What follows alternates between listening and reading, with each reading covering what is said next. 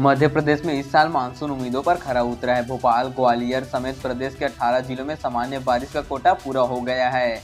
यहाँ 100% से 198% तक बारिश हो चुकी है। श्योपुर ऐसा जिला है जहाँ दुगुनी यानी 98% ज़्यादा जो कि बारिश हुई है। वहीं इंदौर, उज्जैन और रीवा पिछड़े हुए हैं। रीवा में सबसे कम बारिश हुई है। रविवार को भोपाल समेत प्रदेश के अधिकतम जिलों में धूप खिली रही। मौसम वैज्ञानिक अभिजीत चक्रवर्ती ने बताया कि 23 सितंबर से लो प्रेशर एरिया की एक्टिविटी देखने को मिलेगी। इसके बाद बारिश का दौर शुरू हो जाएगा, जो सितंबर के आखिरी सप्ताह तक बना रहेगा, जिससे पूरा प्रदेश फिर भीगेगा। फेस्टिवल सीजन के पहले ही महंगाई का एक और झटका लगा। सब्जी प्याज की दाम बढ़ने के साथ ही अब तेलों का दाम बढ़ने लगा है। किसानों के आंदोलन के बीच सोयाबीन तेल की कीमतें 5 दिन में जो कि 100 रुपये से बढ़कर 125 रुपये प्रति लीटर हो गई है। एक्सपर्ट्स का कहना है कि तेल की कीमतें 150 के पार जाएगी। इसका असर ये होगा कि हर महीने 5 लीटर तेल खपत करने वाले परिवार पर 150 से 180 रुपये का भार बढ़ेगा। मतलब हर साल आपके घर के बजट में सिर्फ सोयाबीन तेल की कीमतें बढ़ाने से 2000 रुपये का इजाफा होगा। इंदौर में बीजेपी के सदस्यता अभियान कार्यक्रम में पहुंचे नगरीय प्रशासन मंत्री कैलाश विजयवर्गीय का महिलाओं ने घेराव कर दिया। उन्होंने इलाके में चल रहे नशे के कारोबार की शिकायत की, जिसके बाद मंत्री विजयवर्गीय ने मन से ही पुलिस पर नाराजगी जताई। 3 दिन के अंदर नशे का कारोबार खत्म करने का अल्टीमेटम दिया। परदेसीपुरा इलाके की महिलाओं ने शिकायत में कहा कि इलाके में नशे का कारोबार इतना जोर पकड़ रहा है कि वो खुद को असुरक्षित महसूस कर रही हैं। घर से निकलने और बाजार जाने में भी डर लगता है। महिलाओं ने नशे के कारोबार को लेकर विरोध जताया।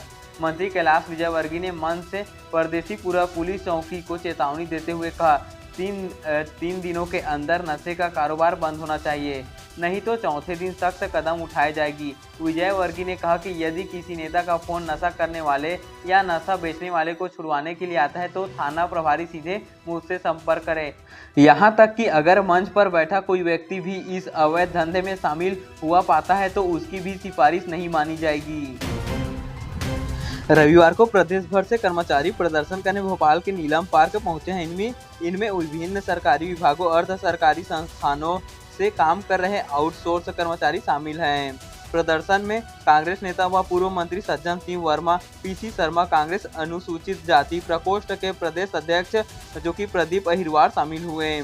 नरसिंहपुर से भोपाल आए मुकेश सोनवाने ने बताया कि पिछले कई सालों से 2000 रुपये मिल रहे हैं। सफाई कर्मी दीनदयाल ने बताया कि पिछले 10 साल से सिर्फ 2000 रुपये मिलते आ रहा है। महंगाई के जमाने में कैसे गुजारा होगा। वहीं एमपी टूरिज्म में काम करने वाले वीरेंद्र विश्वकर्मा ने बताया कि हर महीने 8000 रुपये ही मिलते हैं। आज के दौर में इन रुपये का कुछ मोल नहीं है। घर का किराया दे या बच्चों को पढ़ाएं या खाना खाएं।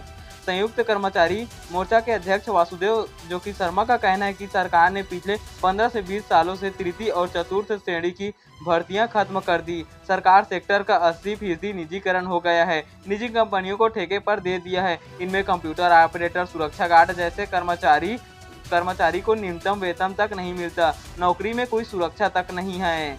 शर्मा का कहना है कि हम सरकार से कहने आए हैं कि चपरासी, माली, भृत्य, बाबू, ड्राइवर से लेकर इन तमाम कर्मचारियों को कलेक्टर का न्यूनतम वेतन मिलना चाहिए और न्यूनतम वेतन 21,000 होना चाहिए। ये सब 15 से 20 सालों से काम करते आ रहे हैं। इन सारे कर्मचारियों को नौकरी में सुरक्षा देनी चाहिए। ये लघु कैडर बनाकर इनका भविष्य सुधारा जा सकता है।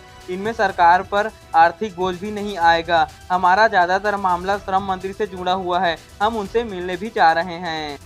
ग्राम पंचायतों के चौकीदार, फिर से पंप ऑपरेटर, सफाई कर्मी, स्कूलों, छात्रावास के अंशकालीन अस्थायी कर्मी, निगम मंडल, नगरीय निकाय, सहकारिता के आउटसोर्स अस्थायी कर्मी, शासकीय विभागों के आउटसोर्स कंप्यूटर ऑपरेटर, अस्पताल, मेडिकल कॉलेजों के वार्ड न्याय सुरक्षा कर्मी सहित चतुर्थ श्रेणी आउटसोर्स कर्मचारी, मंडियों, राष्ट्रीयकृत एवं जो कि सहकारी बैंकों, उच्च शिक्षा, तकनीकी शिक्षा, यूनिवर्सिटी, आयुष विभाग के योग प्रशिक्षण, शिक्षा विभाग के व्यावसायिक प्रशिक्षकों सहित सभी शासकीय अर्ध शासकीय विभागों के अस्थायी आउटसोर्स कर्मचारी नौकरी की सुरक्षा और न्यूनतम 21,000 रुपये वेतन की मांगों को लेकर प्रदर्शन कर रहे हैं।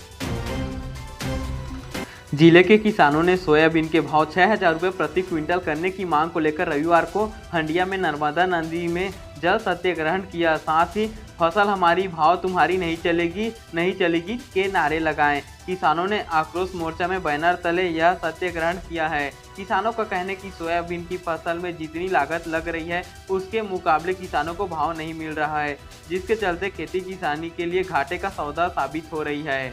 सरकार ने सोयाबीन के जो दाम घोषित किए हैं वह किसानों को मंजूर नहीं है। जब तक सरकार सोयाबीन के भाव 6000 रुपये प्रति क्विंटल नहीं करती, किसान जो कि अपना आंदोलन जारी रखेगा। किसानों ने बताया कि पहले चरण में जिले के सभी गांवों से आए किसानों ने सोयाबीन की फसल के दाम 6000 रुपये प्रति क्विंटल करने की मांग को लेकर विशाल ट्रैक्टर जो कि रैली निकाली थी। इसके बाद अब दूसरे चरण में जल सत्याग्रहण किया जा रहा है। इसके बाद आगामी 24 सितंबर को जिला मुख्यालय में विशाल मशाल जुलूस निकाला जाएगा, जो परशुराम चौक से चांडक चौराहा होते हुए घंटा घर चौक पहुंचकर समाप्त होगी। इसी दिन से 30 सितंबर तक गांव में भी मशाल जुलूस निकाला जाएगा। वहीं 25 सितंबर को जिला बंद आह्वान किया जाएगा। 27 सितंबर को खरसिया में मशाल जुलूस निकाला जाएगा। साथ ही 28 सितंबर को गांव में हनुमान मंदिरों में हनुमान चालीसा का पाठ होगा। इसके बाद भी सरकार ने किसानों की नहीं मानी तो 1 अक्टूबर को स्टेट और नेशनल हाईवे पर दोपहर 12 से 3 बजे तक सांकेतिक चक्का जाम किया जाएगा। मध्य प्रदेश में पेंच नेशनल पार्क से लगे नेशनल हाईवे नंबर 44 का 29 किलोमीटर हिस्सा एक बार फिर चर्चा में है। हालांकि इस बार ये अपनी साउंड प्रूफ और सरपट रफ्तार की खूबियों को लेकर चर्चा में नहीं, बल्कि 960 करोड़ रुपए खर्च कर बनाए गए इस हाईवे में गारंटी पीरियड में ही दरारें पड़ना इसकी वजह है। जगह जगह से सड़क टूट फूट गई है। घाट सेक्शन के 5 किलोमीटर हिस्से में तो गाड़ी चलाना ही मुश्किल हो रहा है।